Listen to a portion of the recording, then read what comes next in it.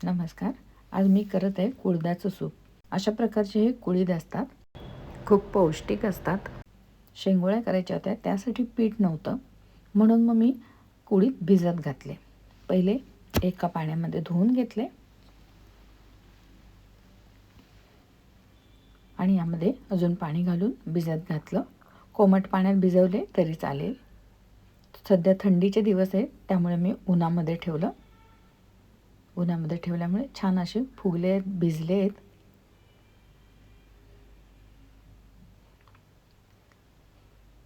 7-8 तासामध्ये असे कुळीथ भिजतात. त्यानंतर आपण ते गाळणीमध्ये काढून घेऊ. अगदी कोरडे करून घ्यायचे आहे. चांगले कोरडे झाल्याशिवाय कपड्यात बांधायचे. त्यानंतर बारीक कापड घ्यायचं, कापडामध्ये बांधून घ्यायचं आणि परत अंकुर येण्यासाठी, मोड येण्यासाठी झाकून ठेवायचे. अशा प्रकारे मोड आलेले आहेत कुळथाला. आता मी पहिले कुळीथ वाटून घेत आहे, कारण कुळीथच्या सूपमध्ये मी कुळीथचे बॉल सोडणार आहे, कुळीथचे वडे सोडणार आहे. त्यामध्ये लसूण टाकला, जिरं घातलं, थोडी कोथिंबीर तिच्या काड्या टाकल्या आणि अशा प्रकारे हे कुळीथ मी वाटून घेत आहे. याला जास्त पाण्याची गरज नाही. थोड्याशा हिरव्या मिरच्याही टाकत आहे, तिखटही टाकायचं आहे, त्यामुळे मिरची कमी टाकली. अगदी कोरडं वाटलं पहिले. आता अगदी थोडंसं पाणी घालून वाटणार आहे, जेणेकरून सूपमध्ये आपण जे वडे सोडू ते विरघळले नाही पाहिजे, अशी कन्सिस्टन्सी याची पाहिजे. अशा प्रकारे घट्ट पीठ ठेवायचं आहे, पातळ अजिबात करायचं नाही. आता हे पीठ मी एका साईडला काढून घेते. त्यानंतर आपण आमटीची तयारी करू, सूपची तयारी करू. त्यासाठी मी इथे शेंगदाणे भाजून घेत आहे, 1.5-2 चमचे. त्यामध्ये जिरं, दोन्ही भाजून झाल्यानंतर गॅस कमी केला आणि थोडं थंड झाल्यानंतर मिक्सरच्या भांड्यामध्ये हे टाकून घेतलं. त्यानंतर यामध्ये थोडासा लसूण बारीक करून घेतलं. थोडं जाड आहे म्हणून परत पाणी टाकलं. पाणी टाकून परत बारीक फिरवून घ्यायचं आहे. आपलं सूपचं टेक्स्चर स्मूथ यायला पाहिजे, म्हणून ही चटणी चांगली बारीक फिरवायची. आता यामध्ये जे कुळीथ वाटले होते त्यातलं थोडंसं वाटण यामध्ये घातलेलं आहे, जेणेकरून आपल्या सूपला कुळीथचा छान स्वाद येईल. अशा प्रकारे कुळीथ, शेंगदाणे आणि जिरं वाटून हे साईडला ठेवलं.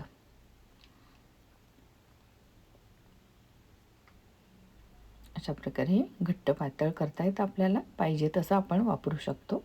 त्यानंतर जे पहिले कुळथाचं पीठ वाटून घेतलं त्यामध्ये हिंग घातला, मीठ घातलं, हळद, तिखट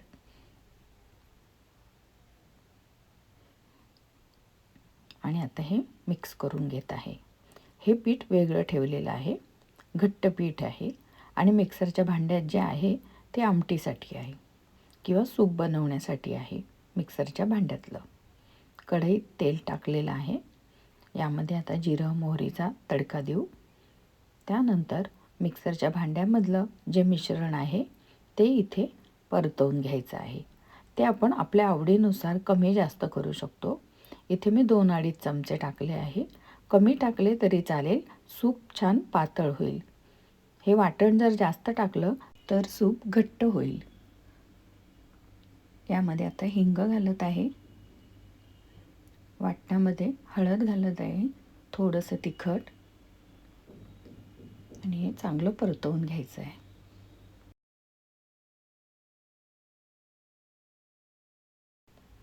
अशा प्रकारे परतवून घेतलं आहे. आता हे वाटण कढईला लागायला लागलं आहे, त्यामुळे मी इथे या स्टेजला थोडंसं पाणी घालत आहे. वाटण परतवताना थोडं थोडं पाणी घालून परतवलं तर त्याचा कच्चेपणा निघून जातो आणि वाटण छान परतवून होतं. अशा प्रकारे पाणी घालून परतवत राहायचं आहे, शिजवायचं आहे ते वाटण. अशा प्रकारे पाणी आटवून घेत आहे. परतवतानाच पाणी आटतं आणि वाटणही कोरडं व्हायला लागतं आणि त्याचा कच्चेपणा राहत नाही.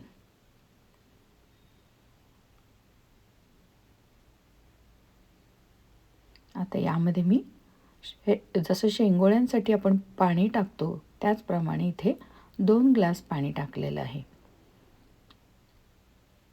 मीठ टाकत आहे आणि पाण्याला उकळी येऊ द्यायची आहे. थंड पाण्यात वडे सोडायचे नाहीत. आता हे जे कुळथाचं वाटण होतं त्याचे घेतलं, त्याचे गोल गोल गोळे करून यामध्ये सोडत आहे. पीठ घट्ट असल्यामुळे छान असे बॉल्स तयार होतात.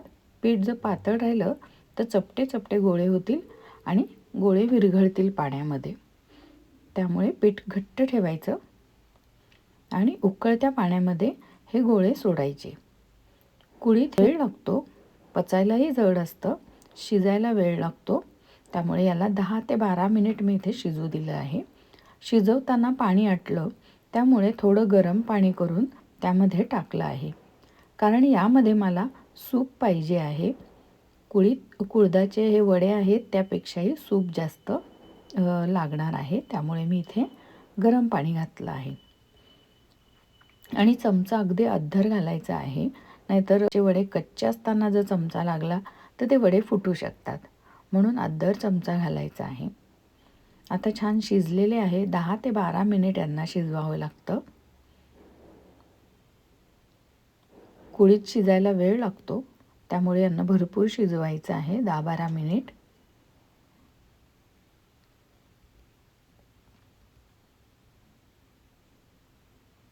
आता मी इथे चेक करून घेते वडे शिजलेत का नाही.